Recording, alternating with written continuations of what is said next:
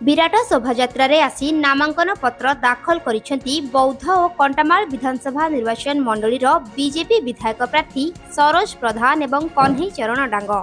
निर्वाचन को नहीं राज्य में नामांकन भरिबा पर्व चलिथिबा बेले प्रमुख दलर विधायक और सांसद प्रार्थी माने प्रार्थी पत्र दाखल करुछंती। हजार हजार समर्थकों मध्य विशाल शोभायात्रा रे आसी नामांकन पत्र दाखल करिसेंती बीजेपी एही दुई प्रार्थी। बौद्ध जिलार उभय कंटामाल और बौद्ध निर्वाचन मंडलीर बीजेपी विधायक प्रार्थी नामांकन पत्र दाखल करिसेंती।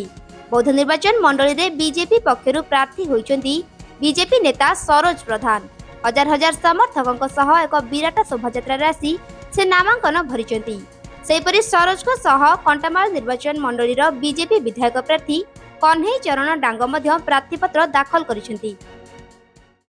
हजार हजार लोक आमर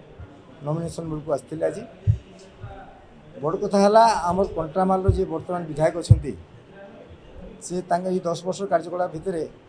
विकास बोल कि ना विकास बोले खाली मुष्टिमेय केतटा ठिकादार से सृष्टि कर आखपाख अंचल खाली केतटा रास्ता चकचाक होती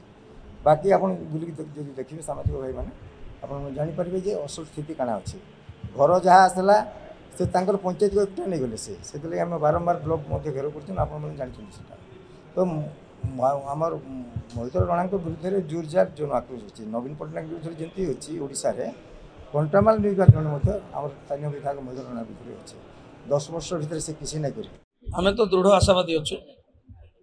आपण मैंने देखिए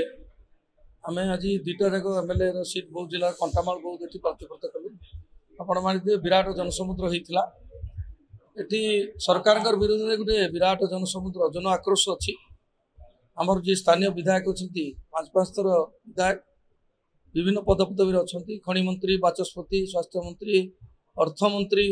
वर्तमान पानीय जल पंचायतराज जंगल मत आईएनपीआर डिपार्टमेंट मंत्री अच्छे किंतु आपण मान माध्यम गोटे प्रश्न पचारुची जे आम जिले में कौन गोटे कम कर प्रश्न पचार शिक्षार स्वास्थ्य पीवा पानी गमनागमन चाषी समस्या कौन सी गोटे कार्यमान से करना दीर्घ 24 वर्ष है खाली पदपदवी बसिकी लोक भुआ बुले तो निश्चित भाव में आमर जिले में परिवर्तन हो 2टा जाक सीट ओडिशा रे परिवर्तन हो ओडिशा डबल इंजिन सरकार आसो। ब्यूरो रिपोर्ट रियो न्यूज।